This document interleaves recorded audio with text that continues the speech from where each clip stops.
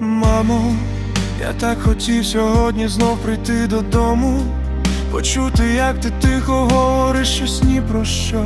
Ти завжди вірила, що світ не стане знову злом, що доживем до днів, де біль не краде тепло.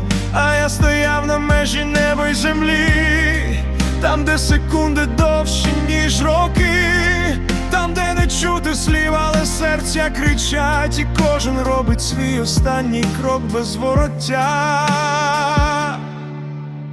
Мамо, пробач, що не повернуся, моя дорога ж я не веде назад.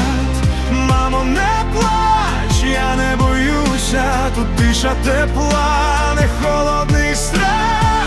Я став для когось щитом від кулі, я оберігав, як ти мене колись. Мамо, пробач, що не зумів інакше, то був мій шлях.